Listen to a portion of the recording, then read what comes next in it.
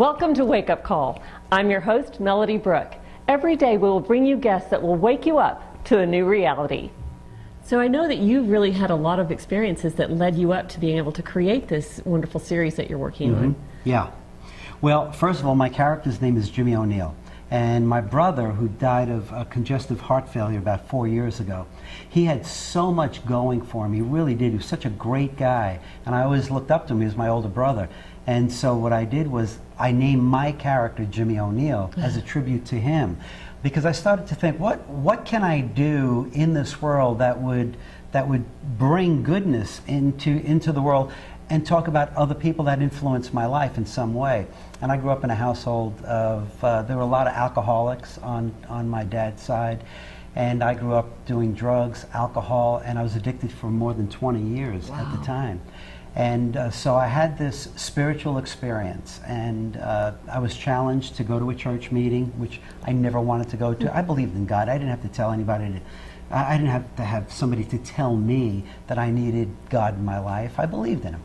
But I went to this church experience, this church meeting, and I had an experience that I'll never forget. I remember everyone praying and the music was going and it was great. People were dancing. I was kind of doing, let's do my club dancing in church. I look strange now that I look back at it. And at the end of the service, I remember wanting to leave, and I looked back and I saw these two ushers who reminded me of two bouncers, being a club guy. I sang in clubs and things. And I just closed my eyes and I said, God, if you're real, I want to see something, because I never want to come back here again. I never want to come to any one of these things ever again. And just then it felt like my head opened up and this white light came down from the crown of my head to the soles of my feet. And when I opened up my eyes, I said, wow. I was so excited, I said it backwards, wow.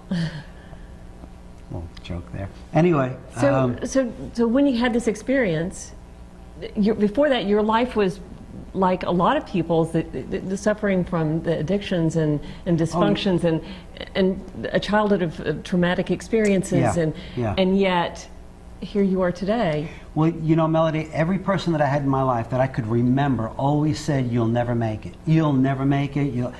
The principal and vice principal of my school said, you'll never make it to your senior year. So what I did was I made it to my senior year. I had that tenacity to prove them wrong, made it to my senior year, and then in my senior year I quit school.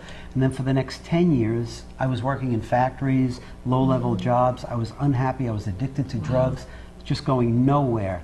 And then one day I had kind of an awakening. You know, before my spiritual experience, I went back to college. I went back to school, got my high school diploma, my GED, got my college diploma, and then from then on, that's when I had that church experience.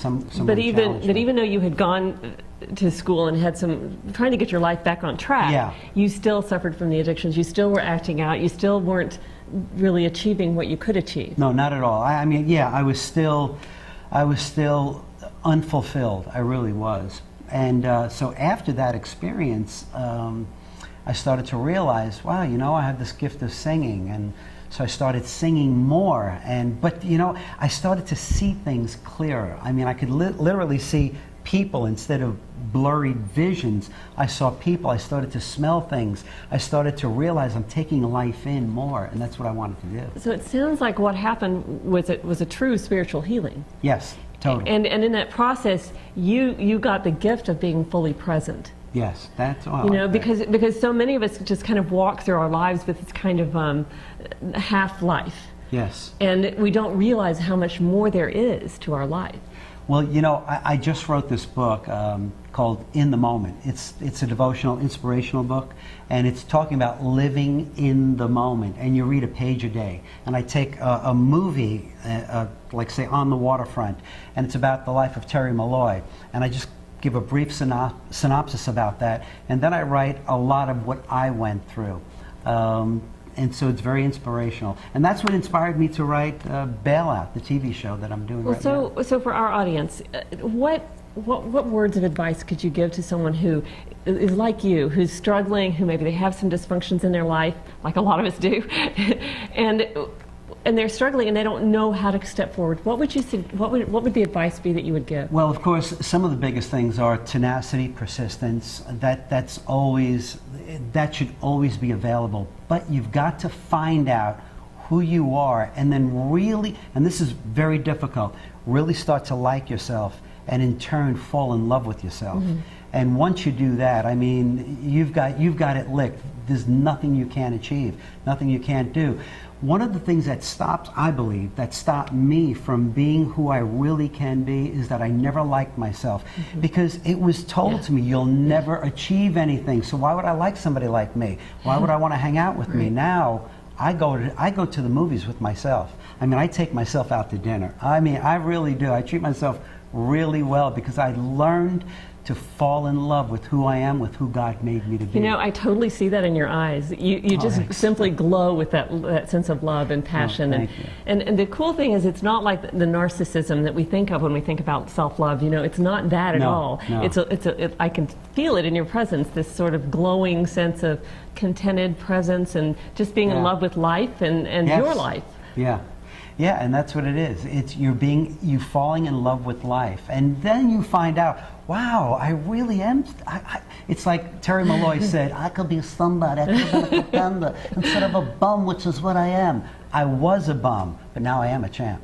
So there. Well, Dennis, you truly are an inspiration. So I really appreciate your being here today. Thank you very much.